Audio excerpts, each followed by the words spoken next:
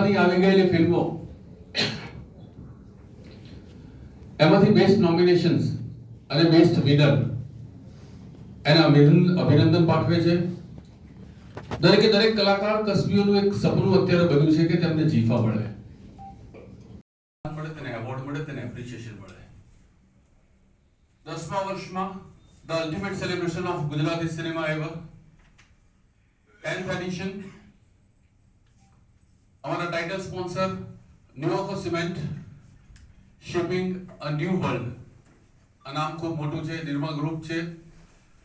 અને સૌથી પહેલા ધન્યવાદ કરીશ ન્યુયોર્કો સિમેન્ટને કે તેમણે આ ઇવેન્ટ મળે, તેને એવોર્ડ મળે, તેને એપ્રિસિએશન મળે.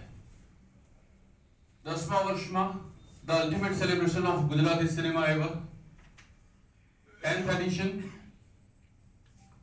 અમારા ટાઇટલ સ્પોન્સર ન્યુયોર્કો cement, shipping a new world. આ નામ ખૂબ મોટું છે, નિર્મા ગ્રુપ છે. અને સૌથી પહેલા ધન્યવાદ કરીશ ન્યુયોર્કો સિમેન્ટને કે તેમણે આ ઇવેન્ટ ગુજરાતી ફિલ્મોનો ઉત્સવ છે અને આ ઉત્સવમાં તમામ ગુજરાતી ફિલ્મના કલાકાર કસબીઓ સાથે જોડાય છે. અને વર્ષનો આ એકમાત્ર પ્રસંગ હું કહી શકીશ કે જ્યાં તમામ ગુજરાતી ફિલ્મના કલાકાર કસબીઓ ભેગા થાય છે, પોતાની આવી ગયેલી ફિલ્મો એમાંથી બેસ્ટ નોમિનેશન્સ અને બેસ્ટ વિનર એને અભિનંદન પાઠવે છે. દરેકે દરેક કલાકાર કસબીઓનું એક સપનું અત્યારે બન્યું છે કે તેમને જીફા મળે.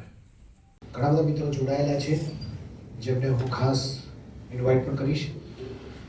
6 ફેબ્રુઆરી કે આજનો દિવસ ગુજરાતી ફિલ્મ ઉદ્યોગની પ્રતિભા, સર્જનાત્મક અને સાંસ્કૃતિક વારસાને વૈશ્વિક મંચ પર ઉજાગર કરતી પ્રતિષ્ઠિત પહેલ એટલે કે જીફા ગુજરાતી આઇકોનિક ફિલ્મ એવોર્ડ્સ અને પોતાના 10મા વર્ષમાં પ્રવેશ કરી રહ્યું છે. આ કોઈ નાની બાબત નથી, કારણ કે છેલ્લા 9 વર્ષની મહેનત, એમ કહેવાય કે એક નાનકડા સપના સાથે શરૂઆત કરી હતી કે ગુજરાતી ફિલ્મોને ગુજરાતની ધરતી પર ગુજરાતીઓ વડે બિરદાવવામાં આવે.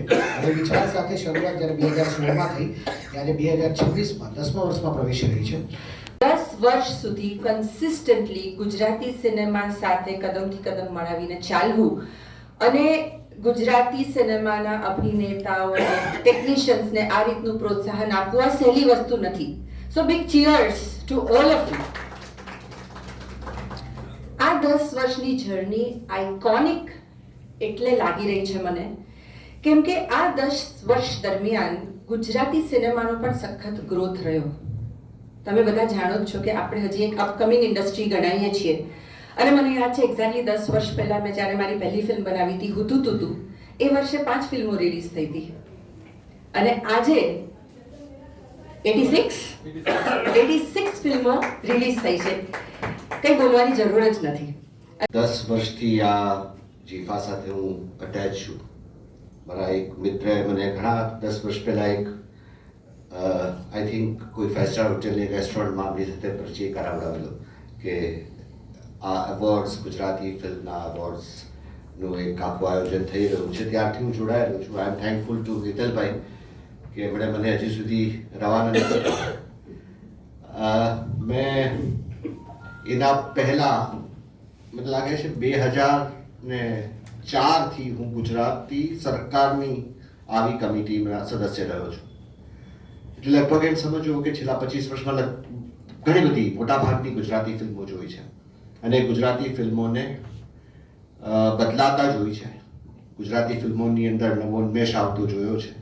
જ્યુરી મેમ્બર તરીકે ફિલ્મ જોવાની હોય ત્યારે આ કોઈ પરિપ્રેક્ષ્ય બદલાઈ જાય છે.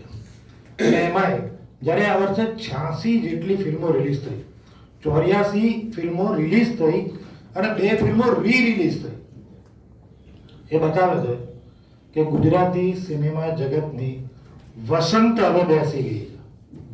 આ મારે 110મી જ્યુરી અસાઇનમેન્ટ છે world over. I have travelled world over. Last year મને સાઉથ આફ્રિકામાં Nelson Mandela life time achievement award મળેલો. મને 39 ઇન્ટરનેશનલ એવોર્ડ્સ મળ્યા છે. પણ અહીં કામ કરવું, તમને વિદેશમાં તો તમને મળ્યા હોય, પણ જે પોતાના ઘરમાં તમને કોઈ કંઈક વખાણ, સૌથી વધારે વખાણ તમારા ઘરમાં થતા જ ના હોય એટલે તમે જે કંઈ તમારી ટીકા થતી હોય એ ઘરમાં જ હોય.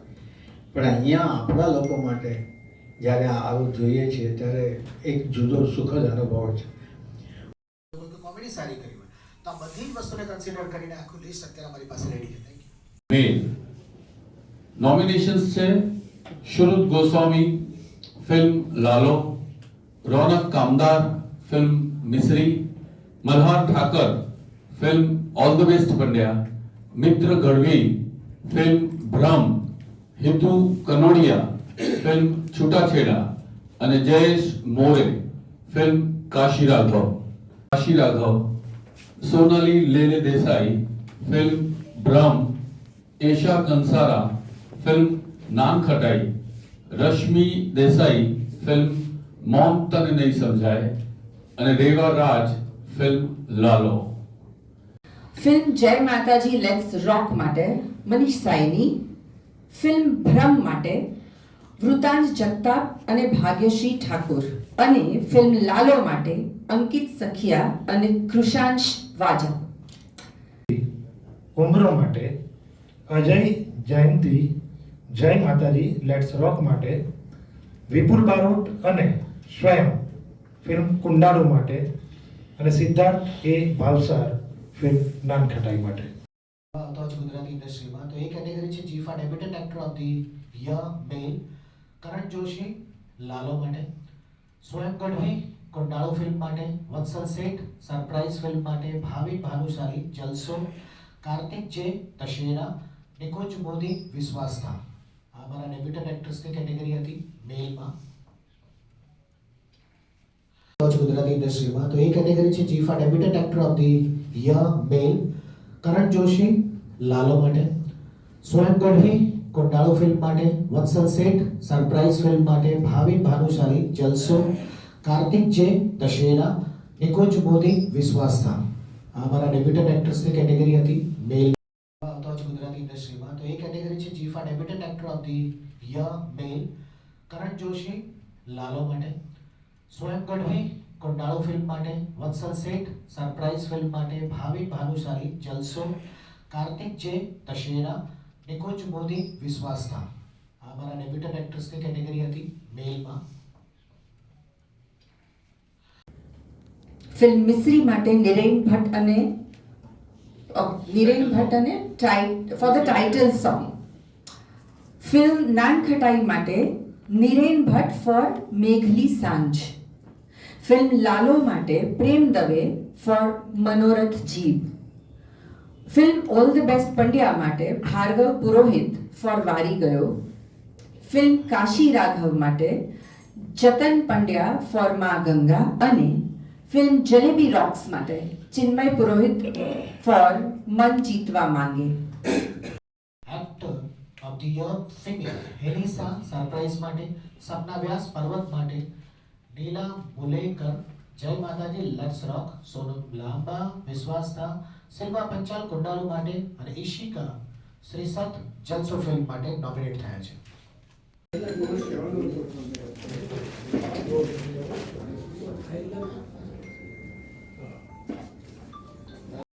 તો જ ગુજરાતી ઇન્ડસ્ટ્રીમાં તો એ કેટેગરી છે જીફા ડેબ્યુટન્ટ એક્ટર ઓફ ધી યર મેલ કરણ જોશી લાલો માટે, સ્વયં ગઢવી કોંડાળુ ફિલ્મ માટે, વત્સલ શેઠ સરપ્રાઇઝ ફિલ્મ માટે, ભાવિન ભાનુશાલી જલસો, કાર્તિક જે દશેરા, નિકુંજ મોદી વિશ્વાસતા.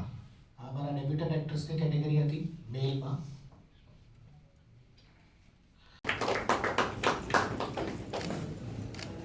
આપ સૌ પ્રેસ મીડિયાના મિત્રોનું ખૂબ ખૂબ સ્વાગત છે. અમારી સાથે આજે ઘણા બધા મિત્રો જોડાયેલા છે.